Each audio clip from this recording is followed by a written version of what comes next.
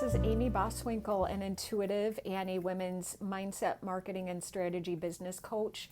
I'm here representing Connections Restored TV, an affiliate of the Bill and Callie Show Network. I am so excited to talk to you guys today about episode 17, How to Transform Addiction. And this is a topic that is very near and dear to my heart because many of you know who have been following me for a while. And if you're new to the show, welcome. Always so happy to have all of you on the show, watching and learning and gaining some tips, tricks, and things to help you transform how you're being so that you can step into the ultimate version of you. I suffered once from alcoholism and heroin addiction, including binge eating disorder. So what has been going on in the world here in 2020, right? We've been dealing with the COVID-19 and we've been dealing with riots and all sorts of personal issues and political issues and things that have just taken people's minds on a rampant joyride. And, because we all want to feel safe. We all want a safe home. We all want our land, the country that we live in to feel safe. We want to feel safe within our families. We all want to feel loved. We all want to feel like we belong. And what I've learned on my journey through overcoming alcoholism, heroin addiction, and binge eating disorder is it all boils down to how we create that foundation, right? That foundation of love, safety, and belonging. And if we don't have a system created for feeling loved, feeling safe, and feeling like we belong, we're going to create an alternate reality that allows us to feel safe. And so those alternate realities might be ingesting alcohol or ingesting drugs of some kind, because what happens when we do that is it creates a chemical sensation in the brain, and the brain is all of a sudden all lit up. It's got all kinds of hormones and processes going on inside of their electrical impulses, and we feel really, really, really good, right? All of the pain of what's actually going on in our life has been numbed and dulled, and we can just feel good. What I've learned about alcoholics and addicts is that they want to avoid pain. They're pain avoidant and they're pleasure oriented, right? So as we're ingesting these chemicals and putting them into our body, what's literally happening is we're creating massive pleasure centers, because it's just so much easier to deal with life when it feels more pleasurable. Even when it feels miserable, even if you're drinking and you're drug using and you're binge eating disorder, or you're spending, or you're gambling, or your sex addiction, or whatever it is you find yourself addicted to is getting you into a rut where you are actually starting to notice that it is creating strife in your life, not only with yourself, but with the other important relationships. Perhaps you've lost jobs. Perhaps you're losing relationships with the people that you love the most. Perhaps you're not able to communicate effectively. Perhaps you're not able to have a good handle on your money or your wealth consciousness. Right? So with everything that has been going on in the world here in 2020, there are so many people who are so discombobulated, don't understand what is going on in the world, what their next steps are, where they're supposed to move forward. People are bored because they don't know how to create actionable tools that give them healthy habits. Right? Because they're so used to just going out and about and being out in the world and going wherever they want, that to be still, people don't know how to be still. So what's happening? People are using more. They're drinking more. They're using drugs more because they don't know how to be calm. They haven't been taught. It's not a bad thing. It's just that, when the mind has been trained to be pleasure oriented, meaning sometimes that just means that we get to go out and about on the town whenever we want to. Right? And that's pleasurable to us, because the other choice would be to sit at home and, maybe read a book or journal or meditate or take a walk, right, in the neighborhood. And sometimes those things just don't seem all that fun, especially if we haven't created those as natural action steps in our life. So the brain is always going to do everything in its power to prevent us from shifting and changing and making healthy choices, even when we say that's what we want, right? Because the brain is very, very powerful. So with everything going on, and I'm not saying that people have problems, some people might be experiencing problems with their alcohol and drug use if they've been increasing it with everything that's been going on here in 2020, or some of us, right, like may just be using just a little bit more just to get through the boredom because we just don't know how to be. We just don't know how to be with just ourselves for any length of time. We don't know how to connect within. We don't know how to listen to that voice of truth within us.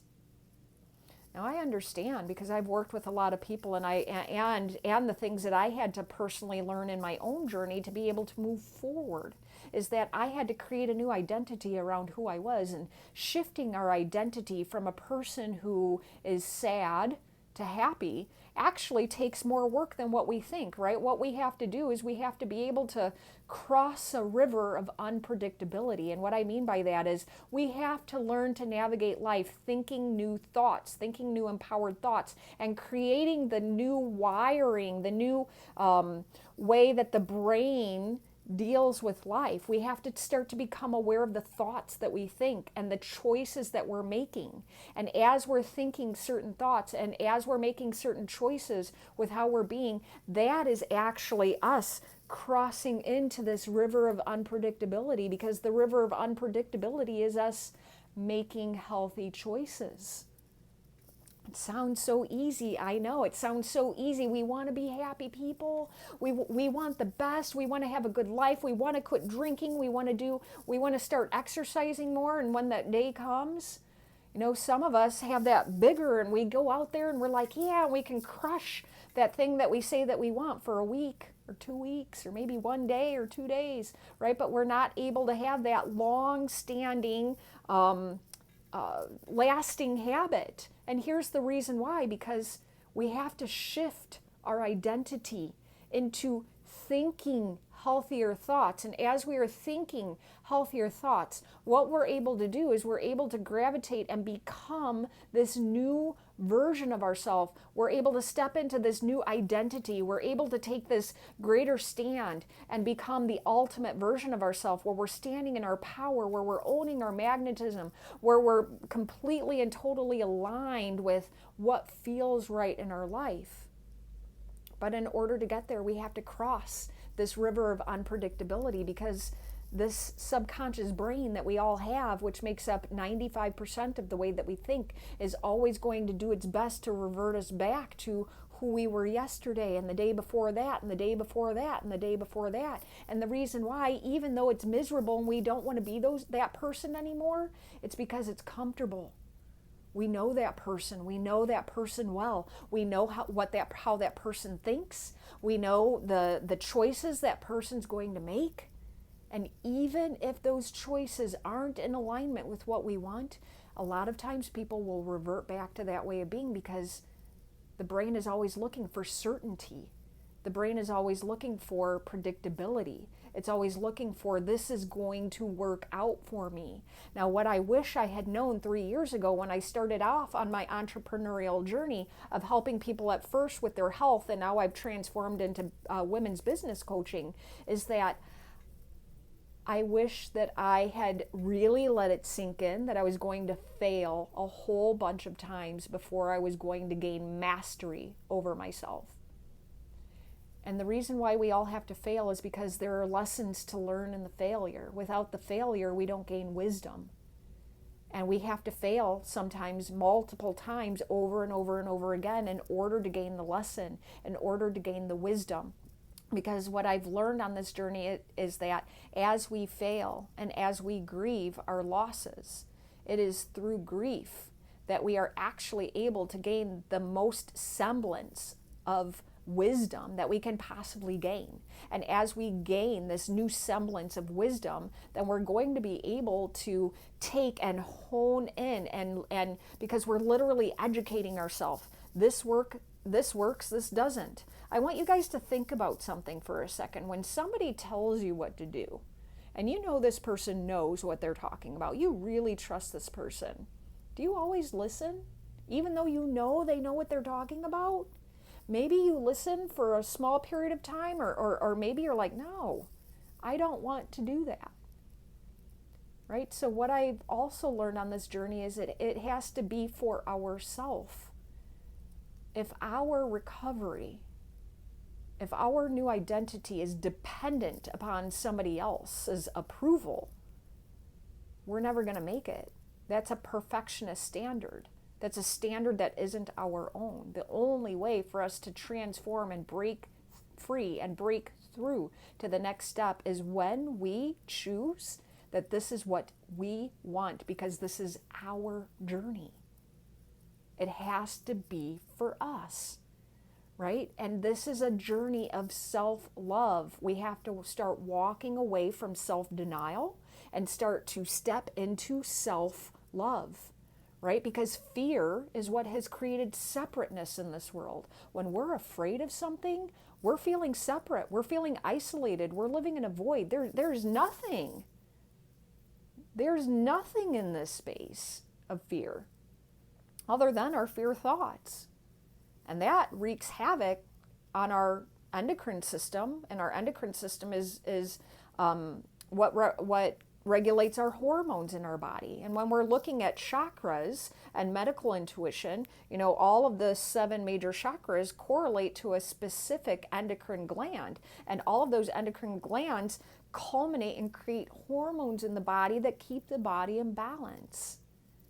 And in order for us to transform through this, we have to continue forward-moving momentum, meaning we have to be able to gain some semblance of what is the next step. And then, as we're walking into the next step, start to gain awareness of the old thoughts that they're just going to creep in. They're going to creep in, and they're going to do their best to hold us back. It is a very rare person who is willing to walk through that river of unpredictability. A very rare person, but they do exist. I'm living proof. I'm one of them. And every single time I set out on a new journey because I had failed, because maybe I had picked up and I had drank again after I said that I didn't want to. Maybe it was I was creating programs for my clients, and the launch didn't go as well as I had anticipated. And I had to go back and I had to reconfigure, and I had to allow the lessons of the failure to sink in, because the thing about the human brain, friends, is this. The brain, it doesn't like to feel disappointed. The brain doesn't like failure. It doesn't. So it's a subconscious thing, but it's going to do everything in its power to create excuses as to why you can't move forward. I've already tried all of this. Nothing works. I've done this. I've done that. So-and-so says this about me, right? And we go back into that bitterness and blame and frustration, because literally the subconscious mind is trying to throw a million curveballs at us so that we don't feel disappointed, so that we don't feel like a failure. So we will load up tons of excuses as to why we won't move forward. But it takes a very strong person to gain semblance over their thinking, to think about their thinking. That is the evolved human. That's the next consciousness that we are personally stepping into, gaining awareness of where these thoughts creep in, and also letting ourselves know that, is this a rational thought or is this an irrational thought? Because irrational thoughts will hold us back. It's going to have us revert back to that old way of being, because it's safe, because it's comfortable, right? Because remember, the foundation for human beings being able to move forward with their life is love, safety, and belonging. And we're going to create it on 2 different spectrums. We're going to create it in a healthy way through healthy habits with a new personality where you're happy all the time and you're actually able to gain awareness right? Of that love, safety, and belonging, because it comes from within, because you're practicing self-love rather than self-denial. Or it's going to be on that opposite polarity where you're literally in self-denial and you believe that other people, you're in a victim consciousness, and you believe that that love that you're looking for actually comes from another person. When we're standing in our fullest potential and we're owning who we are, and we're standing in full alignment, owning our power, and cultivating all of that self-love and allowing that energy to just grow and expand, and it expands up and out, and it's just this really beautiful energy of expansion and growth. What occurs, right, is attraction, right? Attraction of more of what we want into our life, but it happens at a very high resonance. That resonance, right, is 500 hertz, which is the resonance of love, 600 hertz, which is the resonance of inner peace, or the resonance of the God frequency, or owning our soul or our light within, whatever your word is for yourself, and that's between 700 and 1,000 hertz. But not very many people are going to make that on that journey, because most people are living in those low resonances, such as shame, guilt, and fear. So shame resonates at 20 hertz, guilt at 40 hertz, and fear at 100 hertz, right? And the human being has to make it to the level of courage before they're even going to allow themselves to think about change. And the resonance of courage is 200 hertz, right? So that's well above fear. It's well above guilt. It's well above shame. Most people have a hard time arriving at courage, but it's in that space of courage at 200 hertz where life can literally transform before our very eyes. What I've learned a lot on my journey is it's really nice to have a guide who has been on a similar path as us to help give us the right system, support, and accountability to move us forward, which is what I do for my clients. Right? That's what I do. I literally help them create an actionable plan that allows them the right exact system for them, the right support, and the right accountability to keep them moving forward at their own pace, in their own time, making the ahas, the realizations, the insights in their own way, and allowing them to navigate their life from a space of self-love. Now, I feel that this topic is incredibly important to talk about right now because, as I stated a little bit earlier in the video, there are just so many people right now overindulging. The numbers of alcohol consumption right now is up higher than it's been in a very long time. I don't want to give you guys statistics that I don't have exact configurations on at this moment, but I remember looking at some data not all that long ago within the past few days, and the number of alcohol being bought and consumed right now is higher than it's been in a really long time. And like I said, it really just comes from there's boredom. There's also, we don't know how to be with ourselves. We don't know how to practice a way of being that connects us to ourself, that connects us to our intuition, that connects us to our wisdom, that connects us to our next steps. And really, what it all boils down to is getting very, very clear on what it is you want. What do you want for your life, friends? What do you want? And be crystal clear with that. Don't just be like, I want a new car. Well, what kind of car? What year is it? What color is it? Like, what does the interior smell like, right? And it might sound like, oh, that's so silly. Why would I need to get that clear? Because the universe responds to crystal clarity. It doesn't respond to uncertainty. It doesn't respond to doubt. It doesn't respond to wishy-washy, oh, this would be fun to have. It responds to crystal clarity. So the more crystal clear that you can be on the thing that you say that you want, the more it's going to come in. But you have to be willing to cross that river of unpredictability because, again, this beautiful brain that we all have, it's so powerful, it's going to do everything in its power to trick us and make us believe that because we don't know the end result, we're going to fail and we're going to feel disappointed and then we're going to fall off track. So I hope that this conversation was incredibly useful for some of you out there. What I learned on my own journey as far as healing from addictions was this. Number one, I had to practice self-care like it was nobody's business. I had to prioritize myself as number one, and that is really hard when you are a people pleaser like I used to be, when you are a perfectionist like I used to be, right? So I literally had to lower my standards and lower my bar because I had these really high standards for myself, which I was always hitting, but I was never celebrating. And it burned me out.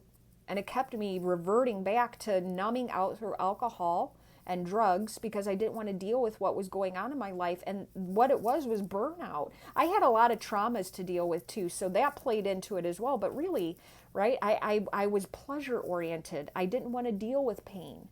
And feeling burnt out was painful. I didn't know what that was like. I didn't know what self-love was. All I knew was self-denial. I denied myself things my entire life. I'm still working through self-denial in certain areas of my life, right? So I had to start to gain awareness of that. And I started to practice more self-care like it was nobody's business. And as I prioritized myself as first, and as I prioritized my health as number one, because, there's a version of me that had extensive liver damage, and I was told that I was going to die by a doctor. So I had to learn to study the human body nonstop until I was able to heal myself because conventional treatments didn't work for me. Now, this is just my story. Alternative treatments worked for me, and that's just my story, right? I'm not against conventional care. I think it's very, very necessary in this world, and I'm incredibly grateful that we get to have this. But I practice self-care in the area of health. So when everything in your life seems like it's falling apart, friends, remember to put your health first. That means practicing self-care. The next thing that I did is I had to start looking at the choices that I made in my past. I had to get rid of the blame. I had to get rid of the victim consciousness. I had to get rid of the bitterness. I had to get rid of the frustration, and I had to own my choices. And that really amplified my healing journey. And as I started to heal there, I started to gain better clarity around my self-limiting belief thoughts that were holding me back.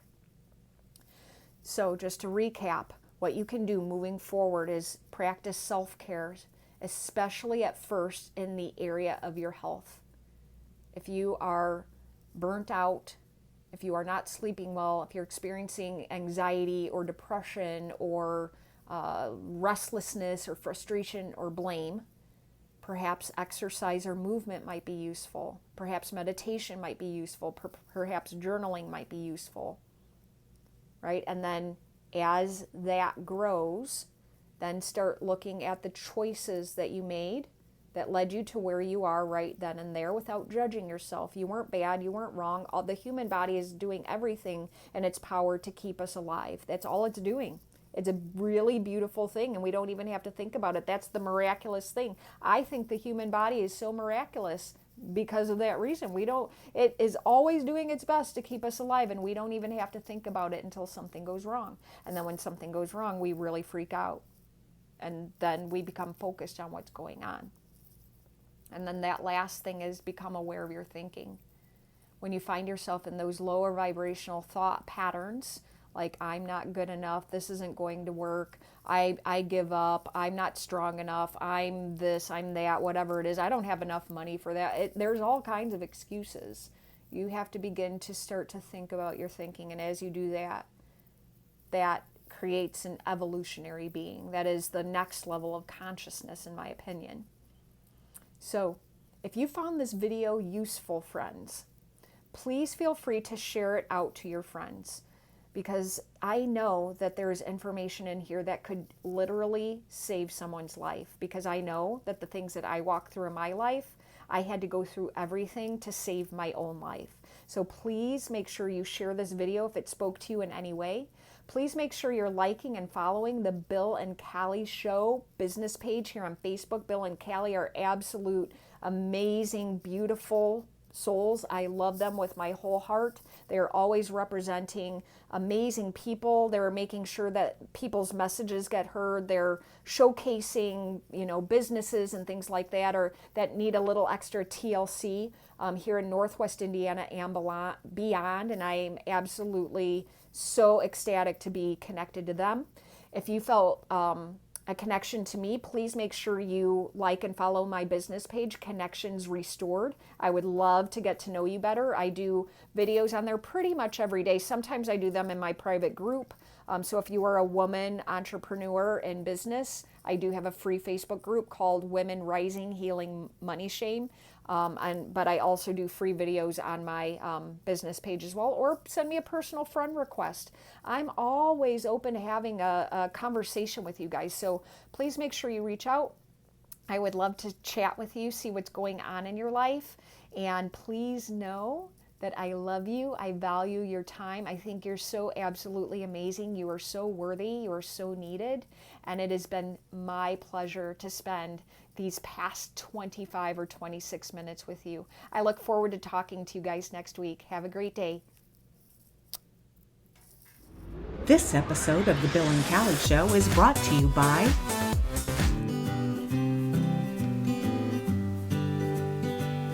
Holy moly, look at this. Shh! Be quiet! But this is important stuff. Look, there is nothing more important than what I am doing right now, reading Another Mystery by local author Susan L. Pare. I have already finished these, and I've ordered her newest book, The Proof is in the Pudding, on Amazon. Really, you need to look at this. Shut up! Alrighty then. Alrighty then. For these and other books by author Susan L. Pare, you may order them at Amazon.com or from your local bookstore. For more information about the author, visit her website at www.susanlpare.com.